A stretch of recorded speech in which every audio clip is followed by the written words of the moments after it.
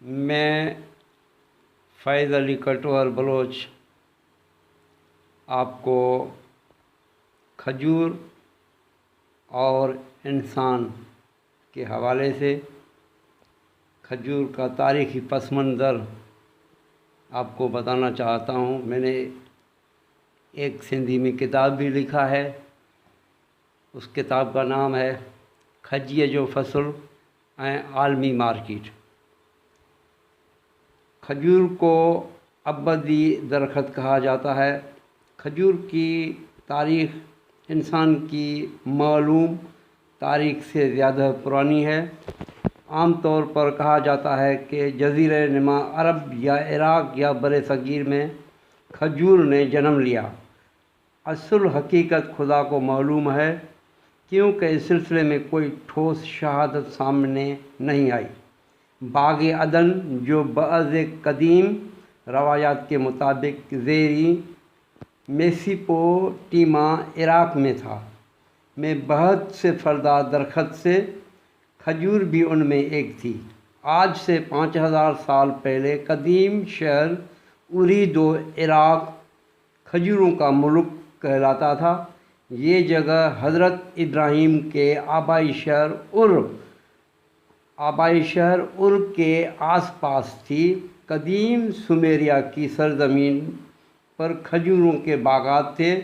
قدیم شہر ار کے آثار قدیمہ کی کھدائی سے پتہ چلتا ہے کہ اس وقت عبادت گاہوں کی تعمیر میں کھجوروں کے تنے اور شتیر استعمال کیے جاتے تھے۔ سمیری تہذیب کے کھنڈرات میں سے آدم اور حوا کی کہانی بھی تصویری خط میں ملی تھی۔ اس میں ایک مرد اپنے 2 سینگوں والے سر کے لباس میں ملبوس ہے، اس کے ساتھ ایک عورت ہے جس کے سر پر کوئی کپڑا نہیں۔ دونوں ایک کھجور کے درخت کے پاس موجود ہیں جس میں پھل کے گچھے ہیں۔ مرد کا دایاں ہاتھ ایک گوشے تک اٹھا ہوا ہے، جبکہ عورت اپنے بائیں ہاتھ سے دوسرے گچھے سے کھجوریں توڑ رہی ہے۔ عورت کے عین پیچھے ایک سانپ اپنی دم کے بل کھڑا ہوا ہے، اس سے ممنوعہ پھل یعنی کھجور کھانے کی ترغیب دے رہا ہے۔ قرآن مجید سے یہ ثابت نہیں ہوتا کہ وہ ممنوعہ پھل کھجور تھی، البتہ روایات کی بات الگ ہے۔ سومریوں کے نزدیک کھجور نیکی اور بدی کا درخت تھا۔ آج سے 4000 برس قبل سومیری خاندان کے ایک حکمران شوسن کی ایک تحریر دریافت ہوئی ہے جس میں شہر اوما کے خدا سے منسوب معبد کے لیے وقف کھجوروں کے ایک باغ کا باقاعدہ تذکرہ ہے۔ اس باغ کو 8 حصوں میں کھجوروں کی ورائٹیوں، ان کی عمر اور پھل کی مقدار کے لحاظ سے منقسم کیا گیا تھا۔ بابل عراق کے پہلے حکمران خاندان 1595 سے 1894 قبل مسیح کے بادشاہ ہموربی کا مشہور و معروف ضابطۂ قانون اردو سمیت دنیا کے کئی زبانوں میں ترجمہ ہو چکا ہے۔ اس ضابطۂ قوانین میں کم از کم 7 قوانین کا تعلق کھجور سے ہے۔ ان میں ایک مفصل ضابطۂ فوجداری بھی ہے۔ مثلاً اس بادشاہ نے یہ قانون بنایا تھا کہ اگر کوئی شخص پھلدار کھجور کو کاٹے گا تو اسے بھاری جرمانے کی سزا دی جائے گی۔ اس ضابطے میں کھجور کے باغ کے مالک اور باغ کے مزدوروں کے درمیان تعلقات کی بھی ضابطہ بندی کی گئی ہے۔ مثلاً یہ قانون بنایا گیا تھا کہ کھجور لگانے اور اسے 4 سال تک پانی دینے کی ذمہ داری مالہی کی ہوگی، اور 5ویں سال جب پھل لگے تو اس نصف مالک اور مالی کے درمیان تقسیم ہوگا۔ اسی طرح کھجور میں عمل زیرگی سر انجام نہ دینے والوں کے لیے بھی جرمانے کی سزائیں مقرر تھیں۔ مشہور کلدانی بادشاہ بخت نصر نے بابل میں 7 معلق باغ تعمیر کیے جو دنیا کے 7 عجوبوں میں گنے گئے۔ ان معلق باغات میں بھی کھجور شامل تھی۔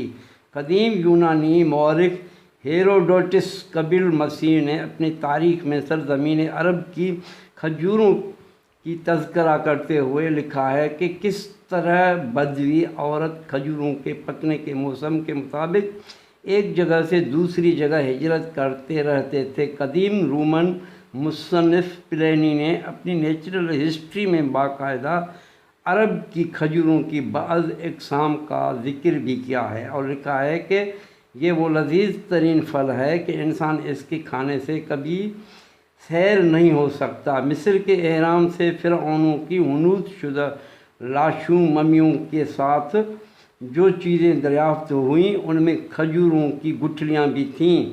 ممکن ہے ان بادشاہوں اور شہزادوں کی پسندیدہ کھجوروں کے پھل میں سے کچھ ان کے تابوتوں کے پاس رکھ دیا جاتا ہو تاکہ اگلے جہاں میں بھی وہ ان سے لطف اندوز ہو سکیں۔ عرب سرزمین خصوصاً یمن اور عمان کی بندرگاہوں سے چین اور ہندوستان کی طرف کھجور کی بحری جہازوں کے ذریعے برآمد کا ذکر قدیم چینی تاریخ وی شو میں ملتا ہے۔ قدیم عربی کہاوتوں، مثالوں، شاعری میں کھجور کا ذکر بار بار آتا ہے۔ محبوب کے قد کو کھجور کے قد و قامت سے اکثر تشبیہ دی جاتی ہے۔ قدیم مصر کی ایک روایت کہتی ہے کہ جب حضرت آدم زمین پر تشریف لائے تو انہوں نے اپنے بالوں اور ناخنوں کو کاٹ کر ان کے ٹکڑے زمین میں گاڑ دیے تو وہاں سے کھجور کا ایک پودا برآمد ہوا جو فوراً بڑا ہوا اور پھل لے آیا اور اس طرح دنیا میں کھجور کی کاشت کا آغاز ہوا۔ عرب رجال نگاروں اور مورخوں نے لکھا ہے کہ کھجور کی گٹھلی پر ایک طرف درمیان میں جو ایک گول نشان کسی مہر کی طرح نظر آتا ہے، دراصل یہ حضرت سلیمان کی مشہور و معروف انگشتری کی مہر کا نشان ہے جس کی مدد سے وہ تمام مخلوقات عالم، جنوں، درندوں، چرندوں اور پرندوں پر حکومت کیا کرتے تھے، اور کھجور کی گٹھلی پر یہ نشان حضرت سلیمان کی کھجور کے ساتھ خاص محبت کا اظہار ہے۔ شام، مصر اور ایران کے آثار قدیمہ کے مطالعہ سے جو حتمی بات واضح ہوتی ہے وہ یہ ہے کہ جہاں سے انسان کی معلوم اور نامعلوم تاریخ کا آغاز ہوتا ہے، کھجور کی تاریخ کا آغاز بھی وہیں سے ہوتا ہے۔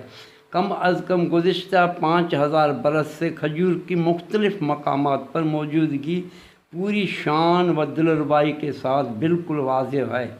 نبی کریم صلی اللہ علیہ وسلم کی محبت اور سنت پر عمل کرتے ہوئے تفصیلی ذکر آگے میں کروں گا، لیکن مسلمانوں نے اس درخت کی طرف خاص توجہ کی۔ بالخصوص عباسی خلفاء نے کھجور کی انتہائی عقیدت اور چاہ کے ساتھ پرورش اور سرپرستی کی۔ فرانسیسی سیاح گائی لے سٹرینج نے 9ویں صدی عیسوی کے بغداد کے ذکر کرتے ہوئے لکھا ہے کہ عباسی خلیفہ قصر نو کے ارد گرد سب باغات ہی باغات تھے۔ ان باغات میں ایک عجیب غریب باغ ایسی 400 کھجوروں کا تھا جو ایک پستہ قدم ورائٹی سے تعلق رکھتی تھی۔ ہر کھجور کا قد صرف 8 فٹ تھا اور ان کھجوروں سے ہر موسم میں تازہ